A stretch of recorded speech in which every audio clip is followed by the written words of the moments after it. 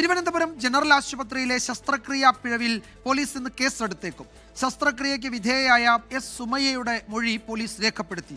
ചികിത്സാ പിഴവിൽ നഷ്ടപരിഹാരം ആവശ്യപ്പെട്ട് പ്രതിഷേധത്തിനൊരുങ്ങുകയാണ് സുമയ്യയും കുടുംബവും. തൈറോയിഡ് ഗ്രന്ഥി നീക്കം ചെയ്യൽ ശസ്ത്രക്രിയയ്ക്കിടെ ഗൈഡ് ട്യൂബ് നെഞ്ചിൽ കുടുങ്ങിയെന്ന വാർത്ത 24 ആണ് പുറത്തു കൊണ്ടുവന്നത്. തിരുവനന്തപുരം ജനറൽ ആശുപത്രിയിലെ ശസ്ത്രക്രിയാ പിഴവിൽ കന്റോൺമെന്റ് പോലീസ് കേസെടുക്കും. സുമയ്യയുടെ സഹോദരൻ പോലീസിൽ നൽകിയ പരാതിയിലാണ് കേസെടുക്കുന്നത്. പരാതിയുടെ അടിസ്ഥാനത്തിൽ സുമയ്യയെ വിളിച്ചുവരുത്തി പോലീസ് മൊഴി രേഖപ്പെടുത്തി. തനിക്കുണ്ടായ ദുരനുഭവത്തിൽ നഷ്ടപരിഹാരം വേണമെന്നാണ് സുമയ്യയുടെയും കുടുംബത്തിന്റെയും ആവശ്യം. സംഭവത്തിൽ ഡിഎംഒയ്ക്കും ആരോഗ്യവകുപ്പ് ഡയറക്ടർക്കും സുമയ്യ പരാതി നൽകിയിട്ടുണ്ട്.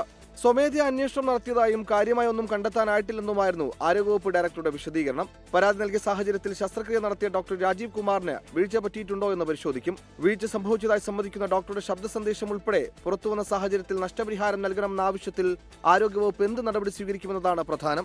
സുമയ്യയുടെ പരാതി നിസ്സാരവൽക്കരിക്കുന്ന നടപടിയായിരുന്നു ആരോഗ്യവകുപ്പിന്റേത്. ഗൈഡ് വെയർ കുടുങ്ങിയതുകൊണ്ട് മറ്റ് പ്രശ്നങ്ങളില്ലെന്നും പരാതി ലഭിച്ചാൽ നടപടിയെടുക്കുമെന്നുമായിരുന്നു വിശദീകരണം. ഇതിന് പിന്നാലെയാണ് സുമയ്യയുടെ സഹോദരൻ കന്റോൺമെന്റ് പോലീസിൽ പരാതി നൽകിയത്. ജനറൽ ആശുപത്രിയിലുണ്ടായ വീഴ്ചയിൽ പ്രതിഷേധിച്ച് STPI DMO ഓഫീസിലേക്ക് പ്രതിഷേധ മാർച്ച് സംഘടിപ്പിച്ചു. 24 തിരുവനന്തപുരം. ലോകത്തെവിടെയായാലും ഏത് സമയത്തും 24 വാർത്തകളും ഓഗ്മെന്റഡ് റിയാലിറ്റി പാക്കേജുകളും എക്സ്പ്ലെയിനറുകളും വിശദമായി കാണാൻ ഞങ്ങളുടെ YouTube ചാനൽ നിങ്ങൾക്ക് സബ്സ്ക്രൈബ് ചെയ്യാം.